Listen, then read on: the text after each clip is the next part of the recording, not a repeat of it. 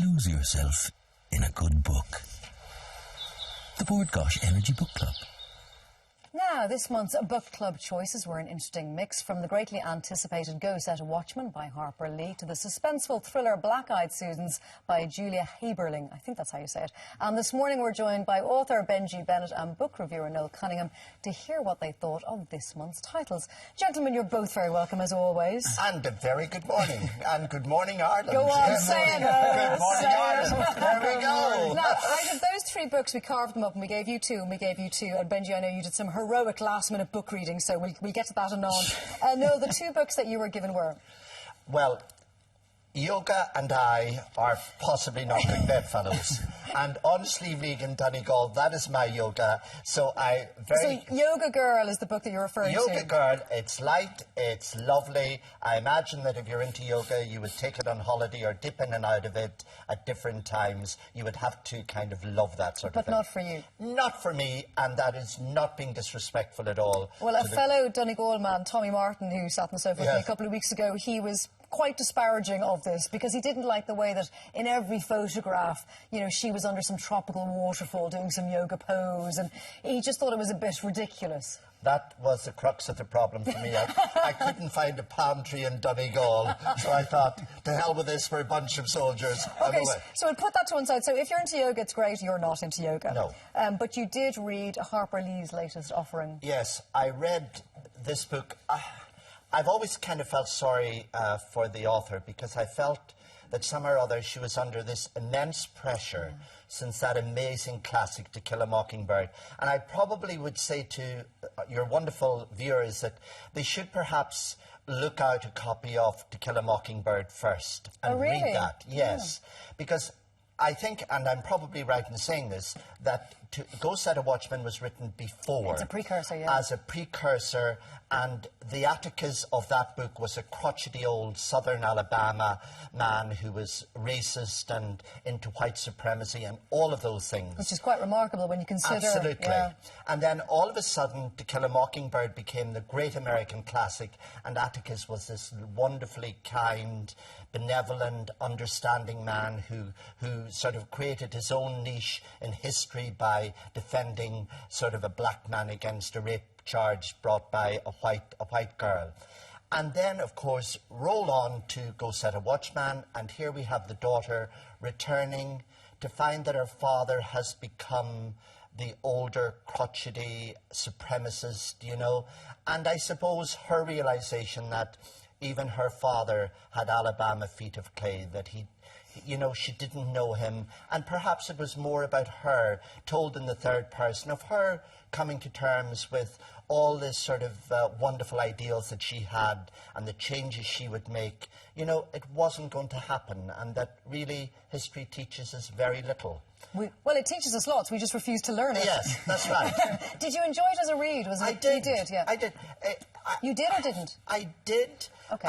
I wasn't completely bowled over by it, but it's a thought-provoking book. Who would you recommend it to?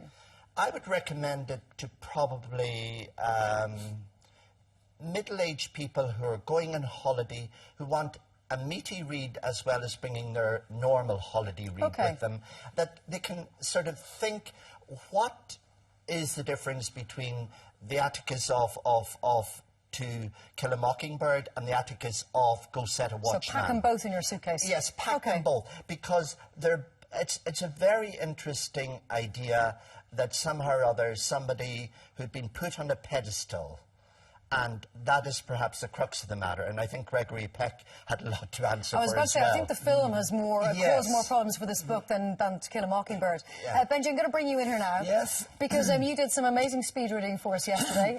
Yes, well, it's probably an idea how good the book was. So this is Black-Eyed Susan. So tell us the story. So basically, this young girl, 1995, she wakes up in a shallow grave. Like, I mean, Mr. Hugs and Kisses and Fluffy Birds and Butterflies guy is reading about rape and murder. Would you normally dip your toe in the waters of crime fiction at all? No. Okay. I'm more just, I mean, the last one I read was Jeffrey Archer, and Jackie's reading Sinead Moriarty, and it's all that kind of nice, easy going, whatever. So how did you find it? This is a totally different book. It wasn't as gory as I thought it was going to be. So it starts off, it's been described, she wakes up with there's dead bodies all over the place and she loses her memory. Yeah, and skeletons. She loses her memory and then the baddie is convicted. And then you move on 20 years later and then the DNA evidence starts coming into play and the whole thing is, you know, there's question marks over how safe was the actual the judgment on the day. Because she's mentally ill, she's got issues. Well, yeah, you're kind of led to believe, because it's written in the first person, so it's her. So you kind of get into her. So it's kind of a psychological type thing. It's all about the issues that she have. But it's just fear and what she went through. So there's nothing wrong with her. Everyone's going to go, no, she's mad because of what happened. But no, so it's good that way and it gets into it. It's very descriptive as well. So when you come along and the DNA comes through, then you're into the whodunit. You know what I mean? So it's like any kind of crime thriller. You know, there's the person who was put down for 20 years ago, and then as you're going through, like any, you know, it's like a good old Scooby-Doo. There's like 5 of them in the room. It could be anybody. So I thought it was. Did you race through it? Like, was it a page turner? It was a page turner. Yeah. Now there was a few bits where I kind of got a little bit annoyed because the way it's set, it's back to, you know, 20 years ago. You don't find really what happened to her, which I'm happy enough about. There wasn't the gory stuff. It was more all about after and the pre-trial or the previous trial and so on. So what happens, you're kind of getting through it and you're really into it and then it stops and then you go back to, you know... It's a bit stop-start. It's a little bit stop-start. Anybody who's into CSI are probably going to love this because I think it's well researched. I think that she knows what she's talking about and all the DNA evidence that's coming through. It wasn't a crime room thing, it was more that psychological thing and chasing around stuff. So chasing around stuff. Yeah. It wasn't for you, I'm sensing, Benji. No. What about Go Set a Watchman? Because you read that too. No, this is the only one that I was given. Yeah, my apologies. I thought you read both of them. Because I did, as I was saying earlier on, when I read a book, I get through 2 pages and fall asleep because I'm always knackered. It usually takes me about a month to read a book. So this one, I'm actually delighted. And I said, Ireland AM have asked me on, so you've been so good to me. I went, right, I'm reading this no matter what. I'm doing my homework. You wanted very quickly to mention Domino's donate €5 to Bardstown. Yeah, so Bardstown are on doing a campaign at the moment. It's hashtag Slice of Life. Take a picture of having fun with the kids. Go out, do anything. It's all about having fun and Slice of Life. If you put that photo with the hashtag Slice of Life on it, Bardstown or Domino's Pizza are going to give €5 for every hashtag up to a max of 15,000. So wow. Bardstown doing amazing work, as I've been talking about before, so they're just amazing. They're brilliant. Benji, thank you very much. Lovely to see you again. No, lovely to see you as well. Thank you. Good to be here. A pleasure as always. Yes. Go Set a Watchman. Go Set a Watchman. Yeah.